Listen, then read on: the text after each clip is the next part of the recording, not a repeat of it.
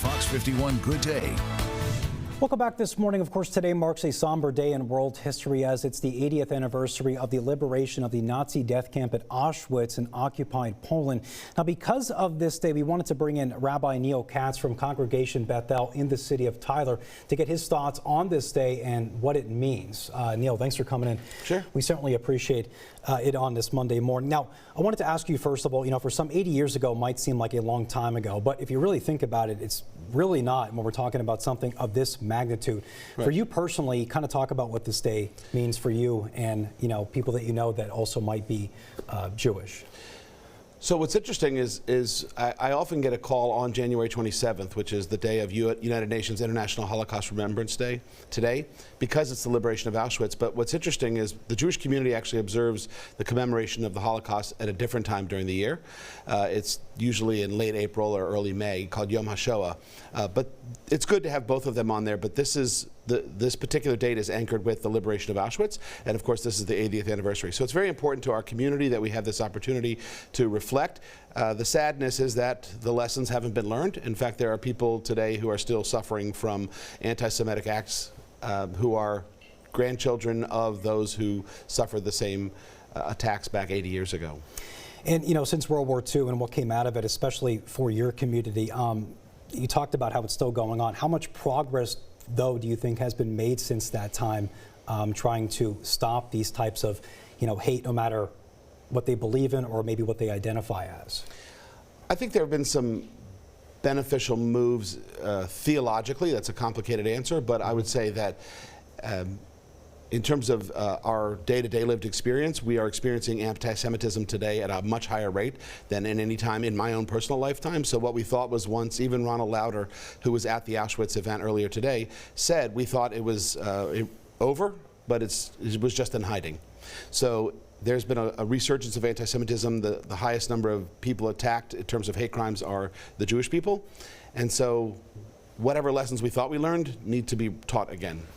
And I'm sure you've heard this quote before. I believe it's by Winston Churchill. I wanted to bring this up. He says, "Those that fail to learn from history are doomed to repeat it." With that saying, of course, it speaks loud today.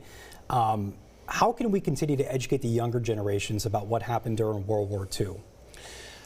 So we've set up an amazing system of museums and educational opportunities. There are a number of people here in Tyler who are trained and educated in Holocaust education.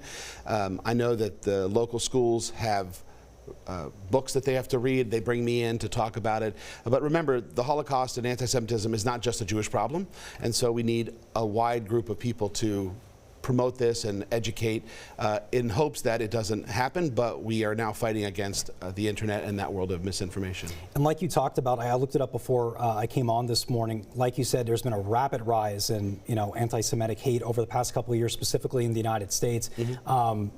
From the recent number I saw, incidents skyrocketed 360% after the October 7th attack in Israel. Again, that's according to the Anti-Defamation League. Yep. How can we continue to fight this ongoing problem? And what are you currently doing to maybe try to fight this problem?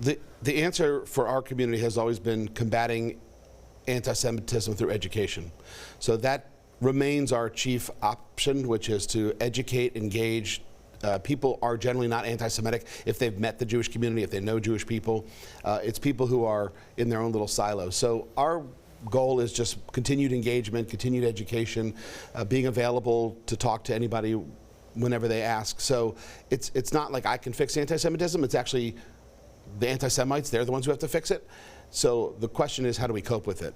And what we're seeing is this rise in anti-Semitism across the country. It's fueled by a lot of misinformation and politicized speech and weaponized misinformation, I'll say it again. And so what we're doing is we're suffering through it right now because we know that better days lie ahead. Probably my final question for you, Neal. Is there anything you want to see from the Trump administration to hopefully try to curb this issue in the coming years? Well, I've been thankful that, the administration has set forth a series of shifts in policy that attack those who are openly anti-Semitic and hostile towards the Jewish community. That has been an important piece of policy that matters to our community, whether it was on college campuses, because anti-Semitism gets conflated with those who don't like the Jewish community and those who don't like Israel. And so as those things happen, my own children included, who are at university, they've seen it on their own campus where people become brazenly anti-Semitic because they're anti-Israel. And we believe this false idea that they're not equated, but the truth is they're absolutely equated, and our children are terrified.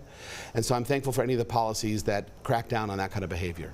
All right, Neal, thanks. We really appreciate you coming in on this Monday morning. Thank you. Thanks so much.